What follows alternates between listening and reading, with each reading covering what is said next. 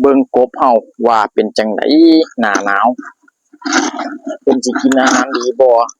ทันได้เฮ็ดให้เพิ่นเข้าไงเลยนี่ครับอยู่ข้างๆจะรอเจแลหน้าหนาวมาแล้วนี่ครับว่าหน้านี้ก็คือน้ำจะบกไว้แห้งแป๊บเดียวนี่ก็บกล่ะน้ำบ่อกบเฮาสวัสดีครับพี่น้องครับมื้อนี้มาพบกับบ่าวน้องในช่องกบป่าพารวยนะครับพี่น้องเนาะเดี๋ยวมื้อนี้จะพาพี่น้องมาเบิ่งกบเฮาว่าเป็นจังไดหน้าหนาวเพิ่นสิกินอาหารดีบ่ทันได้เฮ็ดให้เพิ่นเข้าไงเลยนี่ครับนี่ตัวกบเฮาก็ฟิงแดดอยู่ข้างๆจะรอเจแลหน้าหนาวมาแล้วนี่ครับก็ถือว่าบ่ทันได้เย็นแห้งมีแต่ลมพี่น้องเอ้ยลมนี่ลมหลายอยู่นู่นให้เพิ่นกินเบิ่งตัวกบเฮาก็จำหน่ายไปนำครับเมื่อก่อนนี่เพิ่นก็มาเอาไป2กิโลนะครับเนาะบ่าวน้องก็แบ่งปันออกไปนำก็ได้ให้พี่น้องเฮาได้แบ่งปันได้กินนำกันไปครับผมนี่โตกบเฮาใส่สวยๆงามๆนี่นะครับผมก็เหลืออยู่ครับเหลือพอได้ต้มได้เป็นเมนูของเฮาอยู่ดอกใส่กบใส่งามๆก็เอาสูบน้ำขึ้นมาใส่ให้เพิ่นไว้นำเพราะว่าหน้านี้ก็คือน้ำจะบกไว้แห้งแป๊บเดียวนี่ก็บกล่ะน้ำบ่อกบเฮานี่ครับ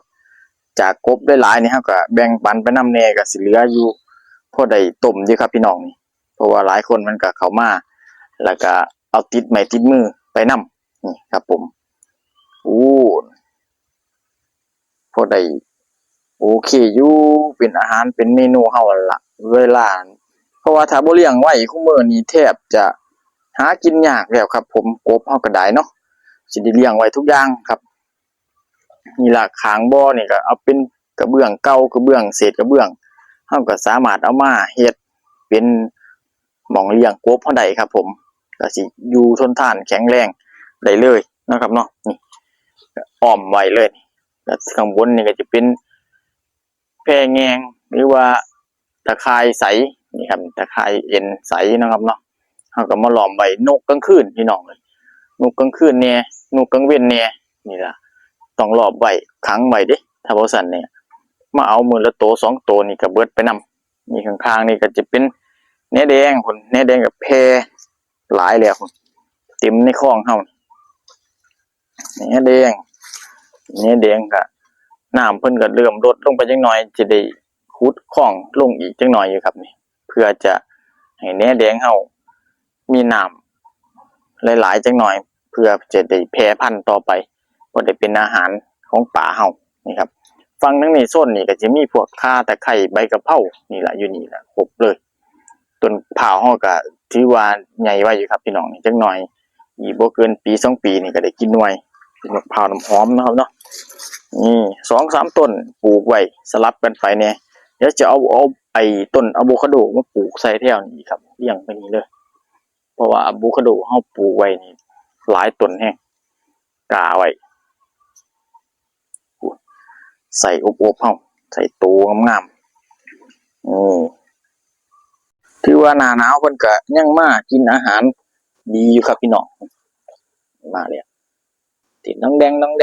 มากินอาหารยังดีอยู่แต่ว่าเฮาก็ต้องมีน้ำให้เพิ่นนำแน่พอได้เป็นเพิ่นได้อาศัยนะครับเนาะเพราะว่ากบเฮานี่เป็นสัตว์ครึ่งบกครึ่งน้ำต้องมีน้ำแล้วก็มีโคกเพราะว่าหลังเพิ่นจะแห้งนี่ครับลมมาจักหน่อยหลังแห้งต้องมาแช่น้ำพอแช่น้ำปึ๊บแล้วก็จะขึ้นข้างบนข้างโคกคือเก่าแต่ว่าข้างล่างนี่ของบ่าวน้องนี่ต้องปูพยางค์ดำพี่น้องเด้อปูพยางค์ดำไว้เพื่อให้น้ำเฮานี่เพิ่นเก็บน้ำไว้อยู่แต่ไว้ซ้ำนี่เพราะว่าก็บ่ลึกประมาณ20-30 เซนนึงครับผมเฮ็ดพอได้ให้เพิ่นมีน้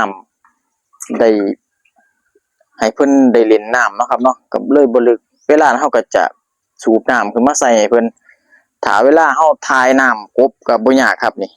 คือเฮาดึงท่อตรงนี้ออกน้ำระบบน้ำเฮาก็จะไหลไปให้แหนแดงเฮาก็จะได้ฝุ่นจากกบเฮานี่ไปอีกทอดนึงครับผมก็เลยกลายเป็น ได้ฝุ่นได้ปุ๋ยไปใส่เนื้อแดงก็เอากลับมาให้เป็นเนื้อแดงมาให้พวกเพิ่นกินคือเก่าครับกบเฮานี่ก็อาศัยเนื้อแดงคือกันเวลาว่างเพิ่นก็จะพากันกินเนื้อแดงแซ่วอยู่ครับพี่น้องนี่ล่ะใส่กบเฮาก็สิเล่นอยู่สิล่ะครับผมก็ถึงขั้นว่าบ่ทันได้หนาวแห้งปานใดเนาะก็ลมอยู่ลมเย็นอยู่ครับผมแต่ว่าก็บ่ได้ถึงว่าสิเย็นแห้งคือคุเที่ยก็หน้าหนาวอยู่แล้วล่ะครับพี่น้องหน้าหนาวเข้ามาเพราะว่าช่วงนี้ก็คือเฮาเก็บเกี่ยวข้าวแล้วเพราะว่าคุมื้อนี้บ่คือแต่ก่อนนี่ต้องเก็บเกี่ยวข้าวนี่เป็นเดือน2เดือนว่าสิแล้วคุมื้อนี้บ่เกิน30หรือว่าชั่วโมงนึง30นาทีชั่วโมงนึงสิเบิดแล้วครับผมถ้าหน้าผู้ที่หาไร่ก็ชั่วโมงนึงเนาะครับเนาะแต่ว่าคุมื้อนี้ผู้หน้าหน่อยก็โอ้แป๊บเดียวเรียนผ่านซื่อๆก็แล้วเกี่ยว 2-3 บาทง่ายครับพี่น้องคุมื้อนี้เนาะเฮาเฮ็ดนาง่ายแฮงดูดเข้าแล้วก็เอาไปตากก็เก็บขึ้นเหล้านะครับผมบ่คือแต่ก่อนนี่ต้องนอนล้อมตีเข่าฟาดเข่าแล้วก็เปลี่ยนมาอีกทีนึงก็มาเกี่ยวเข่าแล้วก็ให้รถสีเข่าสีเนาะครับคุมื้อเนาะแต่ก่อนเฮาใส่มือตีเอาต่อมาเฮาก็มาใส่รถเกี่ยวรถสีก่อนนะครับเนาะเฮาก็มีรถสีเฮาเกี่ยวมือมาไว้แล้วเอามาถ่อมใส่ล้านไว้เวลาก็ใส่รถดูดเข่ารถเกี่ยวเข่าเฮามาเกี่ยวอีกทีนึงมาสีเข่า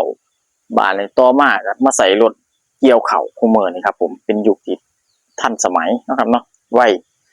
แป๊บเดียวก็ดูดแล้วเกี่ยวแล้วตากเอาอย่างเดียวเพราะว่าตรงนั้นรถอันไอ้สีเขาเฮาก็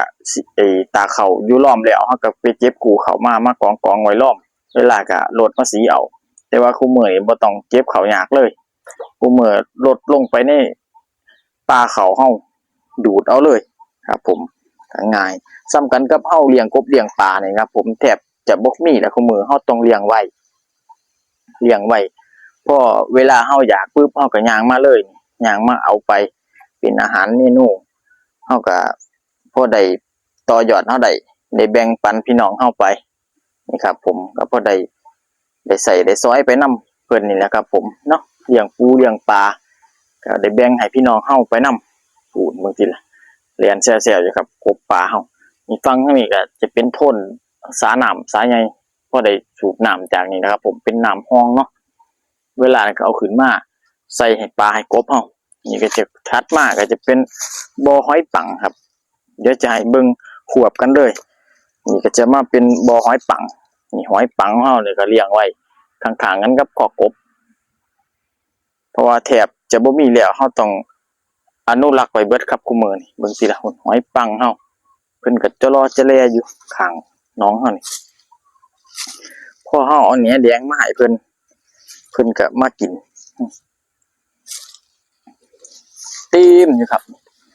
มะนาวโรยลงมาเพิ่นก็ยังกินฮอด